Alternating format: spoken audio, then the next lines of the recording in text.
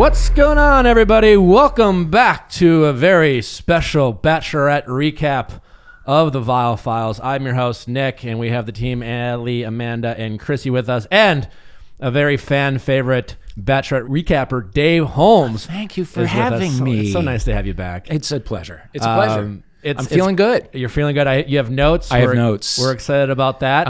Yeah.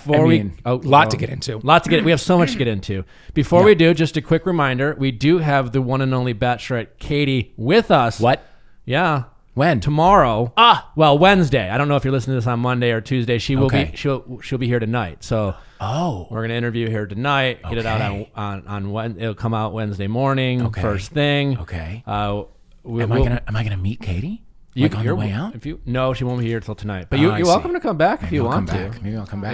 Yeah, you're vaccinated. So I am vaccinated. I'm doubly vaccinated. And I think we'll discuss I have some specific questions I want to ask Katie. Okay. All right. So let's just get into it, shall we? Absolutely. I'm ready. I have a lot to say. But let's just always start with quick thoughts on this season. Katie is the Bachelorette. How you feeling? I mean, last night had me feeling a way that is kind of my watchword for this episode, which is vulnerable. Which is what? Vulnerable. Vulnerable. Everybody says that word in the same way, and it's vulnerable. Vulnerable. He's being really open and vulnerable. I'm feeling really emotionally vulnerable. I'm sure I've said vulnerable as someone who mumbles when he gets nervous. No, but I mean, you just said vulnerable. Everybody on this season says vulnerable. It's the weirdest goddamn thing. Vulnerable. Listen, I'm telling you. Anyway, it had me feeling very vulnerable. And I feel, I almost feel bad for our boy Thomas. Get ready, because I will be defending Thomas this entire recap. Even though his reputation was demonsterized? Yes, which he didn't say, by the way. What? Thomas did not say that. There was a lot of putting words in Thomas's mouth. But I saw his mouth do it. Did he? Well, what did... Oh, I'm sorry. You're right. He said that. Katie said he said he was ostracized. Ostracized. He said demonsterized. Which is that a word? Well, it is now. It is now. Language is fluid. He has created a word. It's a word now. We got to live with it. I am not one to talk, but yeah, there was a lot of putting words in Thomas's mouth this episode. Yeah. And for a lot of accusations that were coming towards Thomas's direction about him being a liar and manipulative, there was a lot of lying and manipulation going on by the house. That's the only lying and manipulation I saw this episode. Thank you. Was from all the guys in the house. And potentially even, dare I say, Caitlyn and Tayshia. Now, they may be simply just doing their job. Yeah. But Katie was getting gassed up the whole episode. She sure was. On how shitty Thomas is. Which is interesting because I am not saying, and I'm not backtracking from what I said last week. I met Thomas. My impression of Thomas amongst the other 9 guys I met was... Thomas sounds like he's full of shit. Yeah. Thomas talks a lot. I don't know if I'd necessarily buy Thomas's sincerity. Very defensive right off the bat. So I thought that, right? Now, I don't know Thomas. I met him for a couple hours, and he might be a little full of shit, but it doesn't necessarily make him all these other things. No. Especially in this world of expectations of falling in love. Also, consider where you are. You're on a TV show. Right? You have been selected to be on a TV show. That means that you are kind of silver-tongued in a way. You know what I mean? You are kind of good at this sort of thing. There's no way that he's the only one of these guys who was like, I wonder what would happen after for me if she doesn't pick me.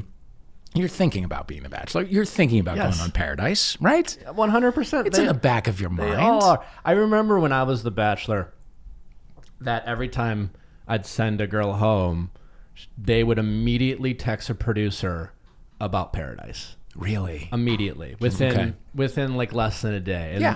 That makes sense. And fine. That makes complete sense. It's fine. It didn't work out for you here. Yeah. You should want to go on Paradise. It's a great time. But the way that they talk about Thomas immediately in this episode made me wonder whether there was an episode that I missed. When I talked to Katie tonight, I have 2 questions for Katie, because when you are the lead, when you watch the episodes back, a good chunk of what you see, you are seeing for the first time. Yeah. 20-30% of it. So I wonder if either Katie A will watch it back and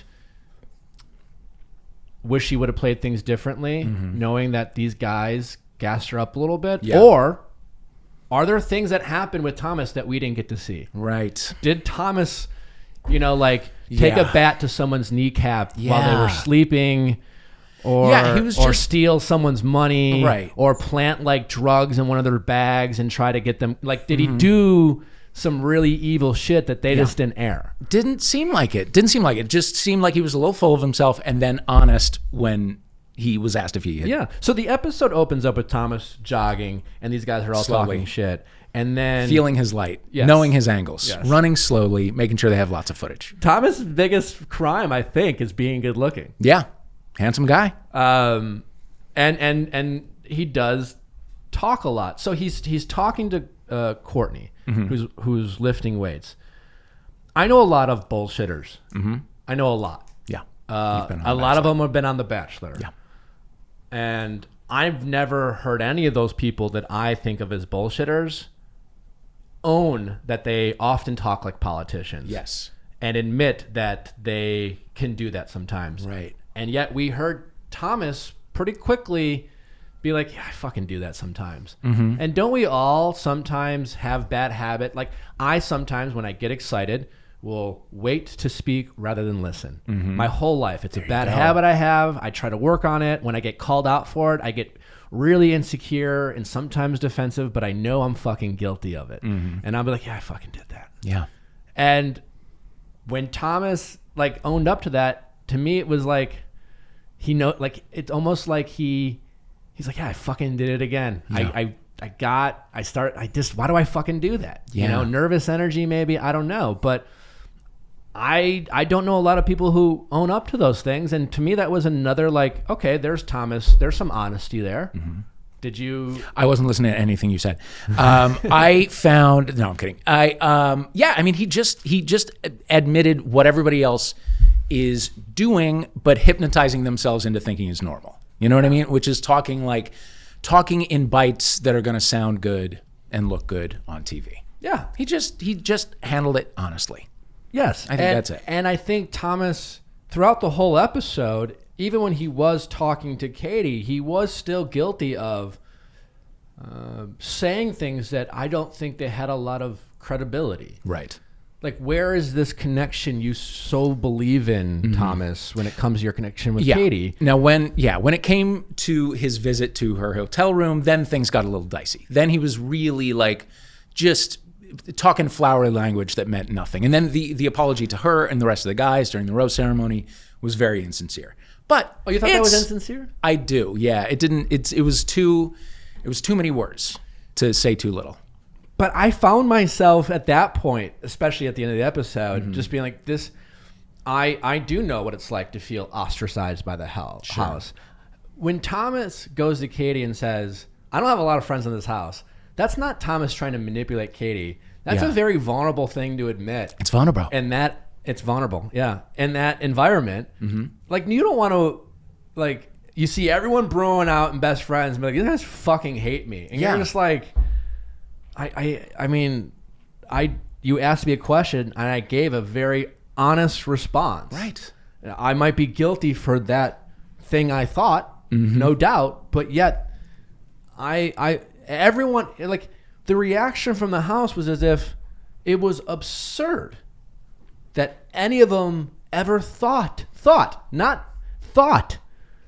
The crime is thinking that you could be the Bachelor. This is insane. And apparently none of the guys thought it. Yeah. It's insane. It's truly the way that they all encouraged each other against him made the whole thing go out of control. It is like a PTA meeting about critical race theory right now. It's just suddenly everybody's mad about this thing that they don't know what it is, but they're encouraging each other, and it's just it just snowballs. It gets completely out of control. No one's really taking the time to figure it out, either side, and everyone's just, they saw something on the internet, and they're running with it. Yeah. So Thomas owns up to this. Yeah. We're seeing, Not mad at Thomas. Yeah, and He'll show up in paradise. Can we agree? oh yes, I mean, and not The Bachelor. There's no way. No, redemption story I think is a brewing for Thomas. Okay. It usually plays out that way. And after and again, I say this having met Thomas and thinking he was full of shit. Yeah. And had a way of kind of just not really thinking about his sincerity of his words. But just to point out how no, go. Please, you never apologize. Please. Dave. Go. I had Allie do some research. Okay. And Allie, if you could find your findings. I asked Allie to kind of peruse the men's Instagrams. I see. And I asked how many posts that they posted specific about The Bachelor. This is not even just selfies or glam shots, but specific to their time on the show, promoting their appearance. We've done detective and I think work. the results are quite maybe surprising. Demonstrizing? Yeah, demonstrizing. Okay. Allie, if you could just let us know what we found out about the men's social media activity as it relates to promoting their appearance on the show. Okay. Yeah, so I have their posts since they got on the show, including everything like personal or Bachelor related. Yeah. And some people have been really, really quiet, and some people have just blown up. Okay. Like I thought it was interesting that James, the box guy, is like very good looking. I would have thought that he'd be really on social media. Yeah. And he has posts from like 20 plus weeks ago, one from like 8 weeks ago, and then yesterday 2 posts about Bachelor. Like, so now he's trying to like pick up speed. So yeah, what does this tell us? Yeah, I mean, first of all, I don't have a problem with any of this. I'm just pointing out that it's all happening. Yeah. Mm-hmm. Connor B has been blowing up Instagram. Like every week he has a new promo. He has screenshots. Like Connor B. He has like he's my fave. He has images that I feel like Getty Images should pay him for. Like he's on it. He's ready to go. He might have an intern. Like maybe, I don't know. Should it be me? I don't know. He's a spin teacher too, right? Is he? Not that I haven't. I've been on a his teacher, a spin class. Yeah, because I saw someone on TikTok went to his spin class. Oh boy! And apparently it was really hard. Like what does he not do? I'm confused. What? Okay. The dude's got time. Greg has been really quiet. He did a screenshot from night 1, and then he did a tribute for Father's Day, but that was it. Okay. Courtney. Posted a lot. He's really going for 14 posts about The Bachelor. Not just about The Bachelor, just for in that general. nutrition entrepreneur. Yeah, that nutrition entrepreneur is trying to start a business. What I thought was interesting is I feel like Hunter is trying to be the next Nick Viall because he's posting all this life advice. He's using the same caption app that we use on TikTok. What? He is like trying to coach up his followers. He is. I've never seen anyone more destined for paradise than Hunter. Yeah. He's got it written all over him, doesn't he? Well, I mean, I'm sure he'll try. I don't know if he'll get there. They have a lot of competition. I'm sure but he's... Yeah, I mean, again, he's made for it. Obviously, with our Ask Nick stuff, sometimes on my TikTok, it's a little like... I just self-help a little bit, but like I didn't start doing that until like a year and a half after I was The Bachelor. Mm-hmm. Hunter's 3 weeks in. You've carved a path. He's already letting people know, hey, just so you know, I have some insightful things to say. Which again is fine, but there's a little bit of brand marketing going on there for Hunter, is it not? So yeah, all these guys are posting. They also, as I've said, short of them not having social media, then they are all aware and they've all thought about how many followers they might get out of it. Yeah. Or could. How many followers does, let's say, a Connor have now? I don't know. Do we know? And their follower count isn't necessarily relevant. Hey, when it comes to money, you only want to work with people you trust. Can I get anyone to disagree with me? No, I can't, because I'm right. And Credit Karma is a company you know, you love, you trust. I trust them. I trusted them when I was going through the buying process of my house when it came to making sure I had the best possible credit score. And now you can also trust Credit Karma when it comes to spending money. That's right. With Credit Karma Money Spend account, you can be rewarded for good money habits. Who doesn't want instant gratification? And if you're looking for satisfaction, there is no need to wait. With Credit Karma Money, you can win cash reimbursements for debit purchases. Credit Karma Money is a brand new checking account where you can win cash reimbursements for making purchases. When you use Credit Karma Money debit card, you can win daily Instant Karma purchase reimbursements on items up to $5,000. That's right. And when you make a purchase between July 1st and July 23rd, you will automatically be entered to win $1 million. That's right, $1 million. Credit Karma money. Progress starts here. Right now, visit creditkarma.com/winmoney to open your free account and start winning instant karma. Go to creditkarma.com/winmoney to sign up for free and start winning instant karma. That's creditkarma.com/winmoney. Instant Karma is sponsored by Credit Karma. No purchase necessary. Exclusions and terms apply. See rules. Banking services provided by MVB Bank Incorporated, member FDIC. Maximum balance and transfer limits apply.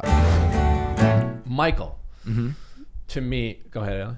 Connor B has 22.4 thousand. Okay. Yeah. Respectable. Did we talk about what Thomas has on his Instagram? Oh, yeah. Thomas has almost nothing. Thomas has literally the least amount on social media out of all the guys. Wow. Interesting. Okay. That means something. I don't know what, but it means something, right? Maybe it could mean that he knows what he's going to be accused of. And he has 5 posts total and 4,000 followers. Like, it's almost like a weird... Like, I thought it was a fan account at first. I was like, this can't be real. Yeah. Because, like, he is objectively an attractive person, and he definitely had a lot of fans early on. You'd think they would follow a guy they would find traditionally handsome. How did you find his Instagram account? Like, is it on his page on abc.com? So I pulled up an article someone wrote an article at the beginning of the season. It was like, here's how you can follow Katie's contestants. And then I went to like their profiles. Okay. But yeah, his always struck me as weird because I was like, is this even you? It's so small. Strange. But also he's not building a brand. It doesn't seem like he's not capitalizing on his time on The Bachelorette. He needs an advisor. He needs an intern. Oh yeah, I'm just social media intern. You know, Nally and I were watching it last night, and Nally, when Michael, towards the end of the episode, was talking to Katie, and Nally just pointed out just how awkward Michael is, and not necessarily as a criticism, and he does. He looks awkward. He touches his face a lot, and I'm just like, been there. Sure. I looked really awkward often, both with Andy and Kaylee, even the touching the face, and I don't remember you that way, and I don't even mean that as a bad thing. What I like. You know, whether both times I had genuine, like I really liked Andy. I really liked Caitlin. You know, different situations, but I did. When Blake was on Becca's season, I could see Blake really liked Becca. I could see it. And I see a lot of guys, you know, liking the leads. Yeah, I'm gonna have a good time. Yeah. I feel a connection. Sure, I like you. You like me back. But like there are... Once in a while, you see people who are they're holy shit. They're falling in love, and they are as shocked as anyone. Yeah. And when I see Michael, he's the only one where I see this authentic, like, I can't believe I'm here. You know, like I went through all this stuff in my personal life. I can imagine Michael in his head being like, I can't believe I'm here. I can't believe she likes me. I can't believe I like her. This all feels kismic. Is it like I can feel and see this like overwhelming amount of stimulation and sensation, and that's where I see this awkwardness, and he's the only one where everything that comes out of his mouth I think is 100% sincere, and I don't criticize anyone else for that because it's a crazy world. And I like Greg. I think he likes Katie. I really do, and I think Greg's doing a great job, but I think Greg isn't like I think Greg's so far very much in control of his emotions and feelings. Okay. Where I don't think Michael is at this point. Yeah, and one of them, there's controversy with one of them later in the season, right? Like there was sort of like a supercut for the rest of the season. Supercut, but yeah. And I was wondering which one of them it was, and I kind of almost felt like it was Michael, just because you can kind of see him, and you've described this a little bit, and Rachel's piece in Vulture last week describes this a little bit, of the thing of like you're in the mansion or whatever, and you're a little bit sleep deprived, and you're drinking a lot, and things are weird, and so you do start to develop feelings for people that are sort of genuine, but also sort of the tactics that cults use to get you to you're stuck in a world with no distractions and a goal. Right. So I think Michael is beginning to have those feelings, but might in a couple of weeks realize like, oh, I have a child. Yeah, you know what I mean? Like he might like splash some water on his face and be like, oh, this is, like, there's a kid here. We'll see. I should maybe pull out. But right now we see Michael completely like blacked out. You know, like he's blacked out with his feelings, and I see it. And it's endearing. It's great. Yeah, I like him because you don't see it that often. And that's again not a criticism to anyone else, but it is still early. And that's where Thomas does make the mistake. Is that Thomas is trying to talk like Michael. Thomas is trying to come across like Michael, right? And those feelings just can't be there. They're not there. He hasn't had enough time with Katie for them to be there. And that's where Thomas gets himself in trouble. You know what? You bring up a good point. Thomas is 28, right? So, and this show's been on for 20 years, right? So essentially, Thomas has never known a life without it, right? Mm-hmm. And it's almost like after season 6 or 7 of The Real World, the first season of The Real World, which is on Paramount Plus. Go watch it. It's amazing. It feels like a Ken Burns documentary. Like it's slow paced. I should go back and watch and it's it. You really should. It's great. And it's like it is so the first of its kind that like in interviews nobody knows what they're supposed to be looking at. Like it's awkward. They don't go in expecting to play a character, or expecting to like milk a dramatic moment or anything like that. So, from the second season on, people kind of had a sense for what it was. But from the 6th or 7th, it started to attract people who had been raised on it and started talking like people who were on The Real World, just in real life, and then a heightened version of that. And then it spun out and got crazier. Yeah. And then people just were fucking in a hot tub, episode 1, right? So this is like Thomas, I think, has been raised on people who were talking about whether they're here for the right reasons. You see it every season whatever. Now. Like this, but you're right. That's a perfect example. Is that it's just how the show has evolved. Yeah. And it just is what it is. And I guess it's the job of the producers to decide if they want to break a fourth wall or lean into like the fact that these people, have been raised on it and through no fault of their own, just by default come in with like this built-in inauthenticity. Right. Is that that's a word. Because they can't help themselves. Because they're human. Because you just know kind of how it works. And it's really hard to be that self-aware in this insane world where you have no support system, no attachment to the outside world, and truly and stay true to yourself. And this is going to be an explosive men tell all. Yeah. Can we agree? It will be. Yeah. Can't wait. The Thomas segment. So we then get into the group date. Yes. Which is about, if last week's, date with me was a little different and a more heavy. I enjoyed that, by the way. Oh, thanks. Great job. Yeah. Great job. Got them all very vulnerable. Got them all vulnerable.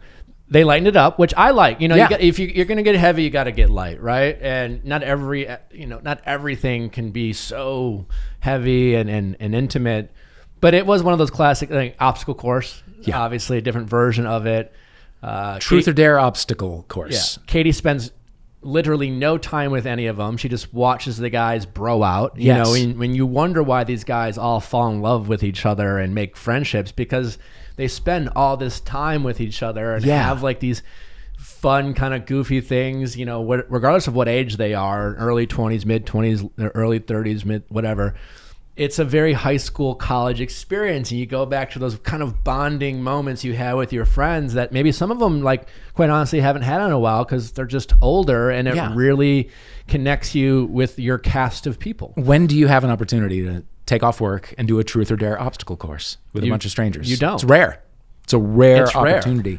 I think it was Mike, it was our gym owner. Yes. Had to eat, Twinkies. Our gym owner from, And Mike reveals that he hasn't had a carb in 7 years. I believe we know him. He's a virgin, and I'm just He's a virgin? I didn't know that. Did you not watch How did that get past me? What are you talking about? How did I get past you? Did you not watch last week's? I did, when but he cried about, like, he told a story. I guess I missed that. Oh, you missed it. It was. Oh, wow. It was for me the best explanation of why you're a virgin. And it was just like, hey, listen, whether I agree or disagree, he was just like, I just think it's something I want to give to my wife whenever it is. And it was like this, I was like, all right, well, I wouldn't do that, but like, I buy that. Okay. Like, it seems like he had a clear understanding of why he was choosing it. And I liked that he seemed to have an understanding. A lot of times it's people like, I don't know, just one of those things that just happened, and then I just didn't. Well, But yeah, you he's get to not having 31. sex and he's not eating carbs, and I'm just wondering, what are you doing that gets you like you need some sort of release, man? Yeah. Because like Burpees. have some bread. He's a you gym know, like owner. it's really good sometimes. Yeah. and I'm just worried. I'm Yeah. worried for him that he might need could blow. an outlet. He could blow at at some any point. minute. Yeah, he he's seems doing like those- a really nice guy. He's but- doing those weird CrossFit pull-ups. Yeah, he's only being a gym owner. But he very does focused say, man. Very focused. Very focused man. It's an obscene amount of carbohydrates, like an unhealthy amount of carbohydrates for one sitting. I hope he didn't actually have to eat that entire tray. I'm guessing he didn't finish. Yeah, I'm guessing he didn't finish too. He still But he probably did felt like say, crap. hey, if I get fat, she better still love me when I'm older. What does that mean? It was a weird thing to say. It was a and- weird, like, if I Well, get fat, she better still love me, period. Or she better still love me when I'm older, period. Like, those two things together don't I mean, quite listen, go, if Mike. I'm not a therapist. Right. If Michael were to call me up and be like, hey, this is my story, I would be like, hey, just be careful. You're not building these unobtainable expectations for your future partner for all the things you're giving up for them now. Yes. Because that line, that line of she better this because I'm doing this now is my guess. If I were to like be a fly on the wall of his future relationship, he might struggle with some built-in expectations he's had because he's done all this sacrificing for his partner who For a he hasn't stranger. even met yet. Yeah, for an illusion. Yeah. That's a tough one. That's a very tough one. The whispering into the ear challenge brought me great discomfort. I could not handle it. I just couldn't handle it. The naming of the states, I didn't That see was what weird, that was but about. we liked Andrew S's. It was fun. His British accent Oh, worked yeah. for me. He said, I wanted Sure. to treat it like I knew you in a bar. I don't know what that means, but, Andrew sure. said that? Andrew said that, yeah. I don't know what that means, but I appreciated it. I personally think that Andrew pitched a perfect game this episode. I think you're right. He did everything right. I don't think I've ever seen a more complete performance. Wow. Yeah, no, I agree. Yeah. Because again, Allie is our professional accent person who's really good at them, so she's hypercritical of any accents. But like, I thought it was fun. was He good. didn't take it too seriously. He solid. was laughing. He was goofing around. And he made good points about Thomas. Right? Excellent points. Made great points about Thomas. Excellent points. Let's and not we'll make get a into big that deal out of it. Yeah, we'll okay. get into that in a second. Okay. And also Greg, I liked Greg that Greg didn't do a good job. I thought when I see these things, I think to myself, how would I do in this situation? I could see myself doing well. I could see myself doing terrible. Yeah. And it's just it's a very awkward, vulnerable thing. I liked how Greg, while it was really weird and awkward, I don't think Greg really was like, this is going to work with someone. You know It's what just I'm saying? you got to fill the time. You He just was got to just do like, it. I don't know Got what to the cross fuck off to the say. list. I'm going to talk about it. Was dumb Yeah. and There's a weird, but like giant ear. I had no problem with it, and he had some fun with it. And he seemed like a good sport. Was there truth at any point in this game of Truth or Dare? I don't believe that. Yeah, It was just go ahead. The evening was the truth portion. But So were there any So they broke it up. questions, It was or- all the dared. I was wondering it because like when Michael was eating the Twinkies, I'm like, does he have an opt out? Like, Yeah. can he talk about like Right. how many bases he has been to? Maybe Yeah, like that is how like that game straight- works, right? So it was dares and then Truths. talk Yeah. at night and say true things, but there were no like questions. No. Questions are a big part of Truth or Dare. But before some we notes. get into the night portion, Katie does tell the guys, let's be truthful tonight, which Yes. plants the seed Yeah, for Trey, for Trey. who needs to stop drinking energy drinks immediately. Yeah. Immediately. This Yeah. guy, he's always That's- 100. That's a He's problem. he's constantly That is going. a problem. Do they give you energy drinks on the set? I think Is it if just you booze? request them, they would I see. definitely get them for you for sure. Yeah. Okay. God, God, I wonder and so about yeah, how- Trey's he's this season's kind of go-to chirper. He'll I find it fascinating. Speaking to your point of the show being on for so long, Yeah. every season they're able to find a guy or a girl, if it's The Bachelor, who is willing to be an absolute just narc and Yes. and I mean, it worked for Katie. and it's not, and again, like this is not like I'm sure the producers love it. Don't get me wrong, but there's a lot of guys like I'm sure the producers went to Andrew and said, so what do you think of this Thomas stuff? And Andrew was like, I don't know, not my fucking problem. And they were like, okay. Yeah. And Courtney, obviously. And they no asked problems. the other guys, and Trey was just like, oh, yeah. And again, if Trey went to a producer and said, do you think I should say something? I don't think they told him no. Sure. But they still are able to find these guys who want to do this. And I don't get it. I don't understand. Might they low-key sort of wind them up a little bit to do that? I'm sure they do, but I think they will maximize whatever you want. If you have a thought, they will make sure that you express yourself. Mm-hmm. But the thought is originated from that person. I see. You know what I'm saying? Like, it's still their choice. Right. And I find it fascinating that these, like, every season they're able to find at least one and sometimes two guys who are just like, yeah, do you want me to narc? Do you want me to? I will. Yeah. I'll throw anyone under the bus. Yeah. I'm down. Hey, I'm having a really good time with you. By the way, this person sucks. Yeah. Like, immediately disqualifying them. But literally everybody is down on Thomas. Except for Andrew S. To the point of, actually, I think calling him evil. No, it's absurd. Evil. And again, Andrew S. says, I believe in Katie. She will figure this out. And I loved how he delivered it because it came from such a place of sincerity. And he was just like pleading with these guys. Guys, let me ask you a simple question. Do we think Katie's smart? Do we think that she's an intelligent, capable woman? Do you think she's capable of asking questions and then listening and then figuring out for themselves? And while she might not see everything, do we think that she's capable of, like, should she make her own decisions, or should we tell her? I actually kind of It's a little patronizing to be like, you don't know how full of shit this guy is. I love that Andrew said that, because Mike was, and all the guys were just like, yeah, we should say something. And Mike goes, yeah, we narked on Carl, and look how happy she is now, like patting himself on the back and I was just like, it's gross. It was kind of gross. It's real gross. One of them speaks of something being the straw that broke the camel back, which I enjoyed. I didn't write down who said it, but like a camelback is it's like a backpack that you wear that's full of water for long hikes. Not a camel's back. Not a camel's back, but it's the straw that broke the camelback. It's hard for me to be critical because I know I've done so many of that, so much of that stuff. Believe me, so have I. But that's it is like that's when I go click click and start taking notes.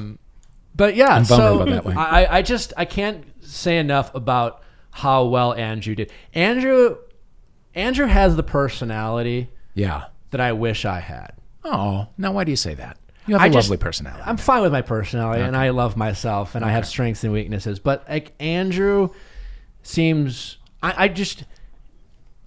if Andrew ended up being like this horrible person, I would bet everything I have that this is who he is. It's not an edit. He just there's a quiet confidence that he has.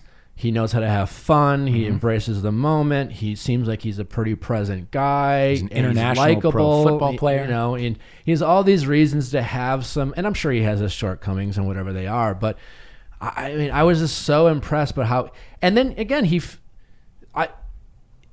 faced every single person was against him. Right. And we've talked so much about this world is a mob mentality. It is high school. Like, the villains are created not so much about like what people say or do or producers they edit. It's often created by like whatever the house thinks. Whatever the house, it takes a little bit of spark, and if the house kind of like, it's a flock of geese that kind of just flies in a certain direction, and there's your villain. And it doesn't really need to be justified, right? It just, there needs to be like just some sparks. A little bit of fuel. And Andrew is like, and it's so easy. And every season you see the mob just kind of go in that direction. Andrew's is like, no. Yeah. He's great. He's one to watch. And to your point, I wonder whether the mob won't next come for Aaron. Aaron seems like he's talking a lot of shit. You know what I mean? Oh, like he was kind of the ringleader, and yet he didn't really say anything to anyone except the guys, right? What's most likely going to happen is that a big part of the mob will just by default go for Blake. Oh, of course. Yeah. And so this is a experience you have lived. Yeah. Well, it's interesting. I'm watching this episode in this season, and I'm quite liking this season. I think Katie's doing an overall excellent job. Yep. I like that she doesn't have us guess what she thinks, whether I agree with everything she says or does. I just like that she is open and honest, and she is focused on controlling her story. I think it is fantastic. There are so many similarities to the point where I wonder if there's a playbook about Caitlin Bristow's season. Yeah. And one that I am familiar with. And this particular season, the beats are, if you go back and watch Caitlin's season and you watch this season, it's almost too similar. Interesting. So how was, I mean, I watched your experience, but how psychologically was your experience walking into that house? Difficult. Yes. Okay. Yeah. Okay. Yeah. Challenging. But one I expected and one I knew. It's interesting because, like, you know, Blake, let's talk about Blake for a second. Like, Tayshia did a huge favor for Blake. Yeah. I mean, what a nice thing. Tayshia didn't have to say that. I don't know how much Tayshia really got to know Blake. I don't get for the life of me why the show does this. And that is this, like, and they did it with Chris Harrison and they're doing it with Tayshia. This idea that we can't just acknowledge that Blake had some conversation with at least one producer about coming on the show, and that's how he ended it up, as opposed to, like, according to Tayshia, he reached out to Tayshia. We don't believe that. I don't doubt that at some point maybe there was a conversation between Blake and Tayshia, so that if asked, that there wouldn't have to be a lie. Yeah. But that is not how we got on. And That's not how it started. I do not get why the show insists on selling that narrative that no one fucking believes. Yeah. It's silly. It does make it seem like there is a family, you know, and everyone's on a big group text or whatever. You're all cousins at a big family reunion. And again, to your point, where I get why 15 years ago they did that, when reality TV, you know, the behind the scenes wasn't as readily known. But, like, we know now. We know. You know, like, even in this episode, they, you know, five years ago, and certainly when the show started, you never saw, like, behind the scenes of Katie talking to producer, and them. They didn't even acknowledge that producers existed. You know, it was just like, these are just people we throw in a room and we're just, like, filming it like the Truman Show. Yeah. And that's fine that we know that now, and people still love the show, and it's great. But I don't get why they insist on that storyline of Blake called up Tayshia and was like, "Hey, listen, I know we had a thing, but, like, I love Katie, and they don't should get it. Respect the audience a little bit more than that, and also it doesn't diminish my enjoyment of what is happening, like thinking that he called a producer or whatever. No, who cares? Of course, yes, it's all part of the machine. Yes, right? It's fine. Yeah, it's totally fine. Watching it back and watching Katie's reaction. Yeah. When I talked to Katie, she had mentioned that, and she even said there were some DMs passed. Right? Okay. And first of all, I have no problem. Now, when I showed up for Caitlin's season, I was obviously asked. And what I told the guys and what I told America was, we definitely talked a bit, but I wanted to protect Caitlin. Yeah. I wanted to protect myself, I guess, to a certain extent. And I 100% downplayed just how much we talked and just how intense our little love affair was. Yeah. And watching Katie's reaction to Tayshia showing up and her reaction to Blake, I'm just like, these motherfuckers talked probably as much as Caitlin and I talked. You know, Katie got nervous. I want to ask Katie, did she think it was Blake when Tayshia mentioned someone's here? I want to ask her, did she hope it was Blake? Because she started crying. And now maybe Katie could have been like, well, I'm just and I don't doubt that she's tired, emotional. It's a difficult position to be in. Right. I'm sure she's aware. Katie's a fan of the show. She's been watching it for years. She knows that if whoever this person is, if she decides to keep them, she's going to have to face difficult questions with the guys, and she's going to have a bit of a target on her back. So I can appreciate why that's emotional. Yeah. But if she truly doesn't know who this is, what if it's Yosef from Claire's season? The terrible person who, you remember Yosef? Sort of. Who kind of just... sort of. What if it's Tell me Luke about Parker? Yosef. Show me Yosef. Yosef, the guy who just gaslit Claire on the Men Tell All and basically called her an old Oh, okay. Yeah, okay. just Are we pulling up Yosef? truly You have wretched. to, like, yeah. as And with, then I came back for the men tell all and had the opportunity to be like, hey, I wasn't my best self and I'm sorry. No, but tripled down and just tried to, and to the point where you're just Okay. like, why would you do this to yourself? Yosef. Here's Yosef from Claire Crowley. Yes. Okay. Yes. I remember Yosef. So what if Okay. it's Yosef? What if it's Yosef? Luke Parker? There are a handful of men up. that could have shown up. Yeah. And Kate had been like, yeah, it's week 4. I'm sorry. Yeah, I can't do this. I'm like, but no, she cried. Yeah. And I'm just like, Something's up. What's the, I want to hear it. Yeah. And I think it's okay. Caitlin and I walked so Katie and Blake could run. You could What a just, beautiful thing. let's not have us here over the next year and a half, 2 years, like, Caitlin and I, we're like, okay, we're not going to get flamed by Bachelor Nation for like doing a human thing and talking. Like, Yeah. fine. Yeah. We talked a shit ton. Okay. Now the truth can be told. I just don't see how she didn't have a lot of conversations with him. Well, so now he will be in the house and he will be potentially ostracized and demonstrized. Yes. When everyone is hanging out together in a mansion and you are on the outside, what do you do? Because there's a lot of shots of like Thomas last night just sitting in a chair by himself, which made me feel awful. Horrible feeling. Yeah, it was like I had like sixth grade flashbacks. They're talking about you. It's high school. It's terrible. I'm really thankful. Like when I showed up, and it was like all the guys on the opposite side of the wall and me on a couch, like this oversized couch where I'm sitting on, just to like really let you know I'm by myself. Yeah. And I got all the tough questions, and I was fortunate because like guys like Jared and Ben, and like honestly, other than Sean, most of the guys were like, hey man, welcome. You seem all right. And throughout the season, some of them definitely stabbed me in the back and talked some shit, but they were, and I suspect that most of the guys will probably be like that to Blake. We're like, I don't know. We won't see that, I don't think. And there will certainly be guys who take exception with Blake. Yeah. I am curious who, though, right? Because on my season, it was the clear frontrunner in Sean, which made it like that much more compelling that the guy who was running away with Caitlin's heart is the one guy who truly hated me. And so Greg, will Greg take exception to Blake? Will Greg be threatened by Blake? I don't know, because, we saw Katie do something, when Katie talked to Greg this episode, it was very telling. I mean, Greg is a clear front runner. Right. There's no second. It's not even close. I would put Connor B in there. She likes him. Okay. Yeah. No, he's nice. She likes Andrew S. Okay. She liked Thomas, but Katie sat down with Greg and asked how he's doing. She checked in with Greg. How you feeling? Okay. Anything I could do to make this experience? Because if you leave, I'm fucked. Yeah. Because my heart, you already have my heart. Okay.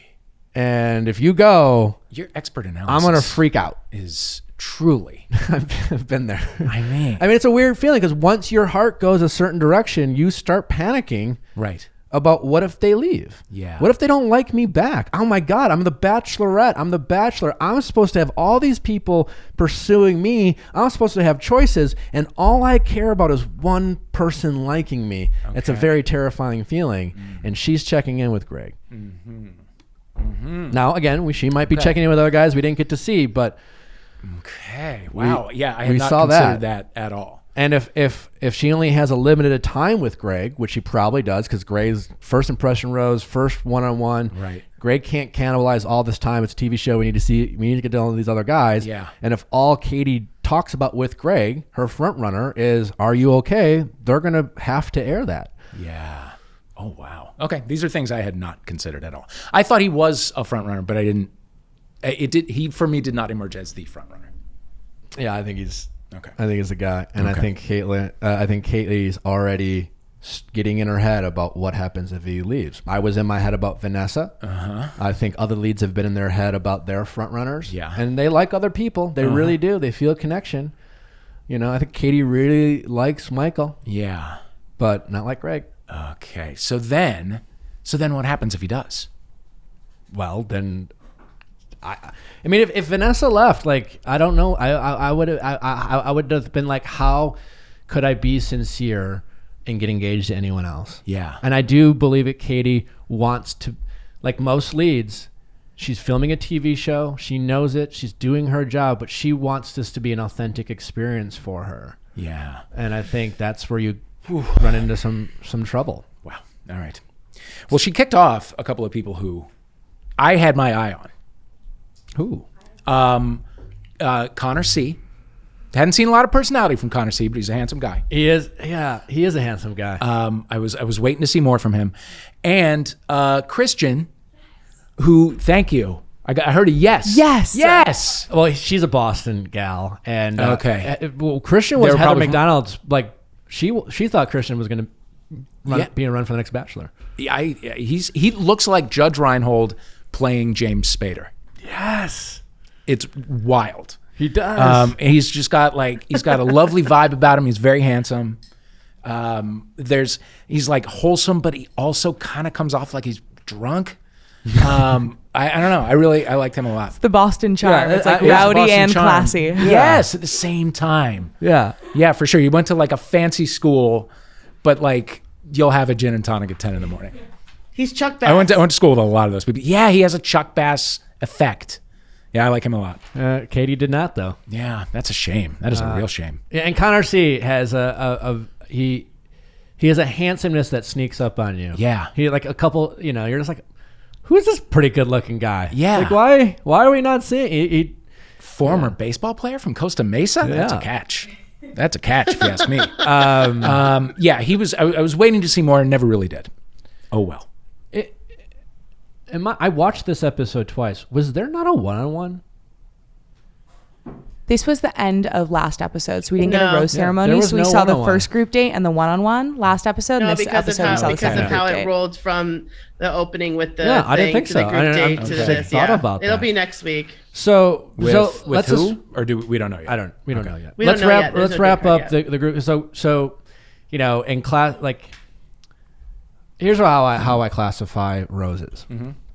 There are love roses Yes. and there are drama roses.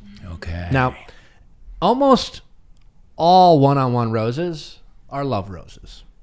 They're Okay. All right. they're sincere. And so far, the one-on-ones have been Greg, Greg, who else? Michael. Andrew? Andrew, No, Andrew got a group date rose. Connor Michael B. Holmes. Yeah, I think there's only been two. Right? Two. That's Yeah. nuts. But Connor B had a rose. No. Michael. Has there only been two one-on-ones and we're at 4 episodes in? That can't be right. Yeah, because of the way they're nuts. ending it. But That's like, why it's a they're good ending it in season. the middle of Okay. an episode after a group date. That's before why they it's get to such the rose that's why ceremony. it's such a good season. There's time jumps. It's like Lost. So there's love roses and drama roses. Yes. And almost exclusively the one-on-ones, you can assume they're love roses. Sure, Katie advancing her relationships. Group dates, there are some love roses and there's some drama roses. Drama roses. And this was the most drama rose of all time by Trey being rewarded for advancing a story. Trey Hunter, in his way, feels very much like a let's keep this guy around Oh, yeah. to stir. But I'm just some specifically shit up. speaking to the rose that Trey got Yeah. in the group date Oh, yeah, rose. yeah. Which stirring was the so pot. defeating for Andrew because Andrew knew he's like, I know I'm right. I know. Mm-hmm. And Andrew couldn't believe it. And even how Andrew handled the disappointment of Trey, I also thought was classy. I just can't say enough about how Andrew performed this episode. But yes, it was a drama rose of the highest degree. Yeah. And then we moved into essentially the Thomas. Really, the rest of the episode was about Thomas and the drama and Blake. I mean, we met drama. Katie and Blake met. He's like, if we connect the way I think we do, we will be engaged. I mean, That's that intense. felt like a show line. I was a little bummed by that line was because intense. like, I don't doubt that either A, you guys have been hanging out and have already hooked up, or B, that was a line that was a little showy in a sense. Like, can't you just be like, I think we will be, I don't know what I said, but it was just like, I'm sure I said something like, I think. It was a classic, like, I like you, hold on, I gotta, like, Katie's like, but just so you know, there's other connections, and I don't know, and I gotta make it sound like we didn't, like, I'm not super thrilled, and of course you're gonna stay, like I don't, Yeah. that whole, like, routine, but Blake did the whole, like, I think we will be engaged, which I felt was a little aggressive and a little unnecessary. Yeah. He could have just been like, I think we might be Well, listen. it'll be worthwhile. They've caught him in the middle of the night. He didn't even have a robe. Just out of curiosity, who did he think was going to be at the door? Yeah. And if it's not Katie, that's fine. Housekeeping Yeah, or yeah. room service. Yeah, it's like when like a nurse testing for COVID. Yeah. Like when Katie got a knock on the door and it was Tayshia talking about Blake, Katie said, there was a knock on my door and the last person I expected to see was Tayshia. Really? Oh, I thought about that too. The last person. The host of the show that yeah, you're one on of your is the mentors. last person? Yes, that you thought? I literally said the same thing. Yeah. Thank you for reminding me. Annie Lennox of the Eurythmics was not the last person you would have expected to see. Colonel Sanders. Yeah. There are a lot of people I would expect to Tayshia, see what are you- less than the host of the show that I'm currently on. Yeah. Where there are cameras in my room.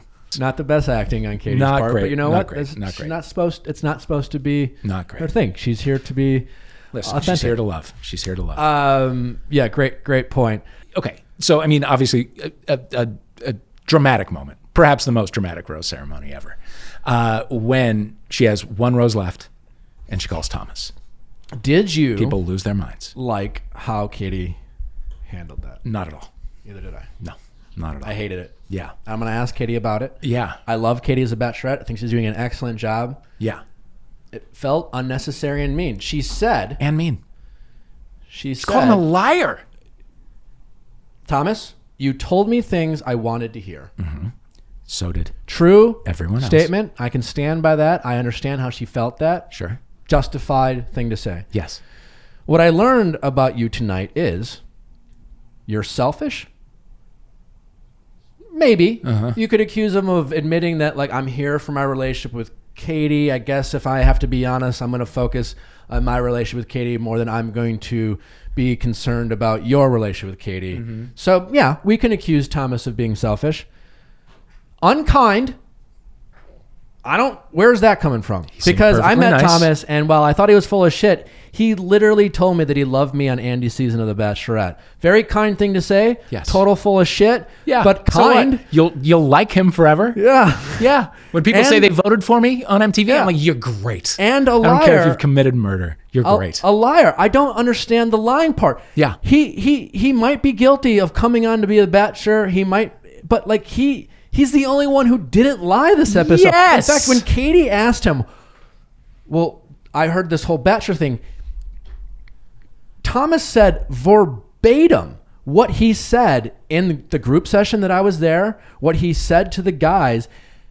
And again, this is all taped. So like he said word for word what he said to the guys. Yeah. He didn't paraphrase. No. What, I completely disagree. Like, I think Katie was so justified to do what she did, because we talk a lot about on the show about like people who will use big words like manipulating or gaslighting without, and she broke it down based on what she knew. She knew that he was a sweet talker who was always telling people in the house what they wanted to hear in a way that was not authentic or honest. And I think she had every right to say, just so you know, like, I am regaining control of this season. And like, it clearly hit a really deep insecurity, thinking he was there for the like incorrect reasons. I don't doubt that, but again, I also empathize with Katie as I do with any lead, because again, I think she got gassed up by everyone when she had that sit down with Caitlyn and Tayshia. Caitlyn and Tayshia. Yeah. They were just gassing her up. Yeah, they came in there to just talk shit about Thomas. It escalated so quickly from like, oh, this guy says nice things to people to get them to like him, which Yeah, he who did. doesn't? Yeah. To he's vulnerable, or to he's manipulative. To Manipulative. We he's heard that. evil. Yeah. Evil. I don't think he's evil. And I just And don't I don't think he's a understand. liar. Like, send him home. But like the whole, and again, that's not Katie's fault that they like put on extra rows that wasn't going to be given out, and she stepped back. And again, she's playing a role. She's doing her job. Yeah. And that's the thing, like, I don't fault the lead ever, but Katie is. That's the hardest part about this role, is that she so desperately, I assume, because I've been in that situation, wants this to be a truly authentic experience. Every fight that she probably, and everyone fights with the production to a certain extent, it's this tension of like, this is my life. Yeah. And I want to like be authentic to certain things. As a lead, she has to like just do, because it's a weird thing to date 30 guys. Sure. Not normal. No one chooses to do that. And so again, I just didn't like it. And all Thomas did, like the whole episode was Thomas trying to dig himself out of a hole. He got himself in by being honest. By just doing the right thing. When Thomas said what he said in group session, I didn't think anything of it. I was like, oh, thanks for, good for you. I honestly didn't think he had it in you to admit to that, and he did. Yeah. And again, Katie can send him home. But yeah, it doesn't have to be a thing. Like, that was shaming. She shamed him in front of what was ultimately going to be America and the guys, and it was just, and I don't understand. Where is he unkind? Yeah, he was perfectly nice and perfectly honest, and yet she says, "You're a liar. Get out of my Native American craft museum right now." I didn't. It felt like an overplay of the hand. I also, and I've said this, I'll say it'll happen. And Katie won't be the last. She's certainly not the first. But when Thomas and Katie were talking, Thomas definitely interrupted her, was not okay. And when people in a relationship fight, there is some talking over each other.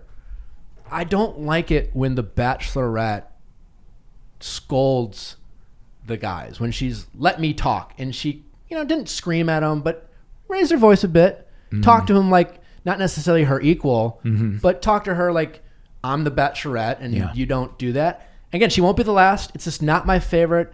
We're a podcast that talks a lot about relationships, and if Katie were to call, like, I would just be like, listen, if someone called in and played a tape of this fight, and be like, hey, I'm just fighting with my boyfriend, and like, is there something I could have done better? I would have been like, I just don't see how, like, just say, hey, please don't interrupt me, I'm talking, but like, that's not how she said it. And there's a lot of pressure because, again, I'm guessing, and we're recording this before we see it, a lot of people are gonna love Katie for it. They're gonna love her for it. But it feels performative. And it speaks to brand building, right?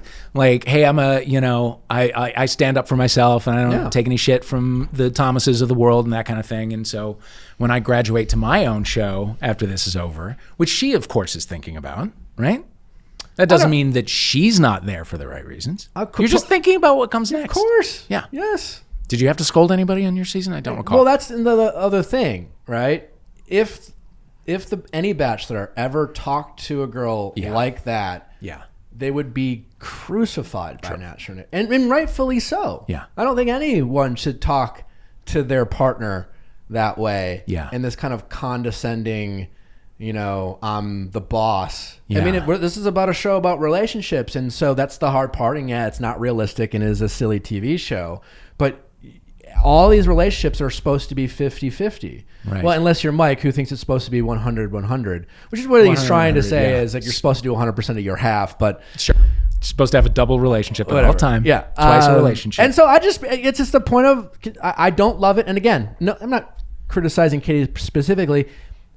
So many Bachelorettes have done it before her, and so many more will do it after her. I don't like it. I don't love it. There's a lot of things that men need to work on that are stereotypes of things they get wrong often in relationships, and this is one thing I just don't particularly love. Okay.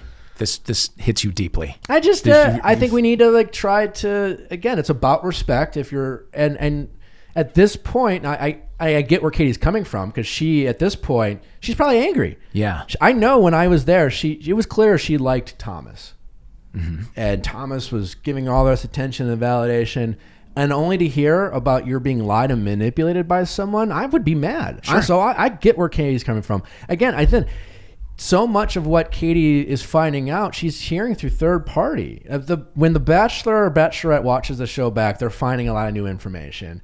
And so I don't fault Katie as much as I fault everyone else who lied to her. Uh-huh. She was lied to. Trey said he came here, he admitted to coming here to be the Bachelor. That is not what Thomas said. That's not what he said. At all. And while it doesn't, it sounds like, oh, what's the difference? There's a huge fucking difference. Right. Everybody's thinking about it. It crosses your mind. Yes. There's such a huge difference in the meaning of that word. And Trey flat out lied. This is some bullshit. And I'm just wondering if Katie, watching it back with a critical eye, and I don't think Katie was ever going to end up with Thomas. It's just more what I would have wished for is that Katie got to do what Andrew wanted Katie to do, is find out for herself. Yeah. So that when watching this episode back, she wouldn't have to find that she was lied to by the other men in the house, and at least to some degree made her decisions based off lies that she was told. I'm telling you, it's gonna be a good men tell all. And I don't. And again, I'm just coming from a guy who I thought my impression with Thomas was that he was full of shit. Who else did you meet, by the way, this season? You said you met 9 of the guys. Just the guys on the date. That's all I met. Okay. Oh, right. Of course. Yeah. Okay. Justice for Thomas. Again, I'm not saying he's perfect. I'm not saying he's a bit of a sweet talker. I'm not saying he's capable of being full of shit and gets in his head, but and can be disingenuous. 100% he can be, but like, damn, he got fucking roasted for it. And I do love how the show aired this episode, because I personally think they aired it in a way where I bet there will be a lot of people that feels like this seems unright, unjustified. I don't get where this is coming from. This is asymmetrical. And I like that the show showed a situation where it was clearly the guy. I like how they aired it. I think they did a good job. And in a weird way, it's going to seem like Thomas will be okay for it. Yeah, it's not his best look, but like they left the door open for there to be for some disagreements on who do you side with. Okay. Amanda sides with the house. I wouldn't say that I side with the house. I think you put words in her mouth. I just support Katie's You're a decision liar. to set the tone and say, this is how I'm going to do it. This is what I'm going to take. This is not what I'm going to take. I'm going to do it in front of everyone so you know exactly what's happening. Right. And the other thing I would just say is that, like, you talked a lot about how this season, the people who applied to be on the season did it before they knew who the Bachelorette was. So instead of maybe making it an innocent until proven guilty, I think maybe we switch it to more of like a guilty until proven innocent. Katie has the right to do that. I don't know. I wouldn't recommend anyone do that in any relationship. So wait, that relationships are about taking risks, and if you go in thinking everyone's a liar and a cheater and disingenuous, you're going to be limiting yourself to truly connect. That's the risk you take. When they asked me to be a bachelor, I was thinking about this last night. I was sick to my stomach when they asked me, because it was just like, I knew what they were asking me. What they were asking me is to get engaged in 9 weeks based off of people they were going to select, mostly for a TV show. Gee, and they did know it was you going in. No, I mean they asked me they were casting for Luke the whole time. The contestants. No, they had no idea. The Bachelor showing. At what point did they find out it was you? When I was announced. Okay, but they had already been cast. Oh my, yeah. I mean, the casting process was going on for months. I found out like 2-3 weeks before we started filming. Really? And it was just a weird situation where, a lot of things had to happen where I became this surprising fan favorite on Paradise. Meanwhile, Luke Pell was digging himself a hole, and they were just like, fuck it, let's just go with Nick. Yeah. Oh and my God, I hadn't thought about Luke in ages. Yeah. So it's just one of those random things. And I empathize with. It's so hard to be the lead. I'll say this all the time. I will always defend the leads just because they're put in such a difficult position. Yeah. But I am curious. I'm going to ask Katie. I wonder if she watches it back. Does she wish she would have done things differently? There are things I wish I would have done things differently. You find out things to be like, oh, yeah. What do you wish you'd done differently? I'll have to think about. Okay. Well, I definitely wouldn't have gotten the bouncy castle. I would have done. I wouldn't have done that. Okay. I would regret that. Okay. I wish I'd have. A lot of the stuff with Corinne, I was trying not to be a dick. Yeah. Corinne brought out the whipped cream. She put it like on the top of her chest, and I was like, I don't want to make her feel silly, so I'll play along. Yeah. And I wish I would have been like, hey, I like you. Yeah.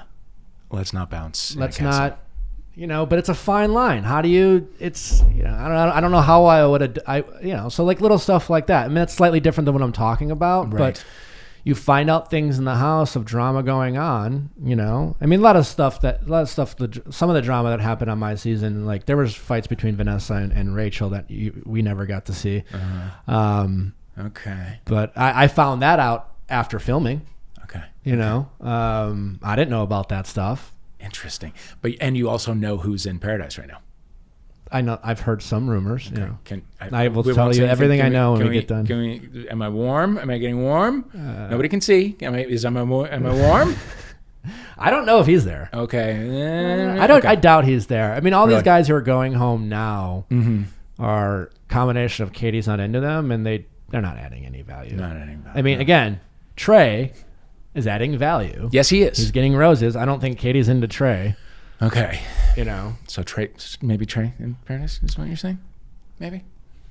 maybe. Okay. All right. Maybe. A rematch in Paradise I with could- David Spade for some reason. What's that about? I don't know. That seems like you want to go less problematic from a I don't know. If, from I a don't. Chris Harrison, where David Spade seems more, doesn't he? I don't know. Okay. No, we don't have to talk about it now. We can talk about it off camera. Any final thoughts before we wrap it up? Oh, nothing. Other than that one more time really left me emotionally vulnerable. Yeah. Oh, a couple. Hunter. Yeah. Hunter said something like, "If Thomas stays, this will be like hell." This will be like hell. Was that And Hunter? then it was. I forgot the exact quote, but it was, "Hell was just like, it could be worse than hell." And I'm like, what could be? The whole concept of hell is that there's nothing worse. Could be worse. Yeah. Hunter, a lot of hyperbolic statements Sure. about how, and then also like Hunter, I haven't seen any conversations between you and Katie. Right. So isn't Hunter just as guilty as Thomas for calling Katie his girl, talking about his connection? Yeah. Where is this from? Where is this coming from? Hunter? We're getting a lot of Hunter next week, it would appear. Yeah. And I'm excited for it. There's does- a rage within. Yeah. There's a little guy anger. Yes, there seems to be there's- a bit of Napoleon Yes. syndrome. Hey, Yeah. just so you guys know, I'm competitive, and I'm going to basically. You look. We'll get into that, I'm sure, next week. But like that is performative. Hunter sees, and it looks like it's Blake he injures. It's my. Okay, it's possible. Yeah. Let's assume it's Blake. I could be wrong. It seemed like Blake. So Hunter is this assuming that Blake, just like when I got in there, I was the bad guy by default. All the guys thought they should yell at me, so they did yell at me. Oh, that's got to be fun. It's not fun. Yeah. But Hunter is thinking he should yell at Blake. He's not sitting there being like, I don't know, maybe this guy has a genuine connection. Right. You know, maybe I should just give him the benefit of the doubt. Why am I assuming he's a bad guy? Yeah. And he thinks he's going to be justified by like spearheading him in the back while playing rugby. But yeah, some sort of like weird singlet Quidditch rugby thing that I'm curious to see what that is. Yeah. I'm also curious to get into this aggressive tattoo that the guy has. We've seen some, we have not seen all. There's a lot going on there. Well, I think it speaks to his competitive nature. His deeply competitive nature. He can withstand pain, and he'll break your back. Anyway, on it's live been television. A fantastic season so far. It really has. It really has. I always love talking with you. Likewise, enjoy your July 4th. You as well. Anything else you can let us know what you're doing, what you're working on? I don't know if I can say it yet. I'm working on a new podcast that's coming out in October, but we'll talk about it later. Well, please come back. I would love for to. Michelle's season. Oh my God, we can promote yeah. it. When does Michelle's season start? I think we'll be recapping around October. Okay. So wait, it's Katie, then Paradise. So Paradise, I think, starts in August. Great. It'll bleed. Not a moment too soon. Yeah. Well, I either am way, dying for Bachelor is Paradise. I've never needed it worse. I think it's going to be good. I think it's going to be a good one. Dave, thanks so much. Nick, thank you. Guys, thanks for listening. Appreciate you choosing us. One of 1,792 Bachelorette recap podcasts that are available for you to listen to. And so this is the only one. Thank you for choosing us. Don't For my forget, we dollar. have Katie. Tomorrow we'll be asking her some hard-hitting questions. This is very exciting. Also, we will be spending a lot of time just getting to know Katie. Great. And the person outside of the show. Well, please say hello for me. I'm a fan. I will. Can't thank you enough. Don't forget to send in your questions at asknick@castme.com, cast with a K. Thanks for listening. We'll see you back in, 24 hours. Bye.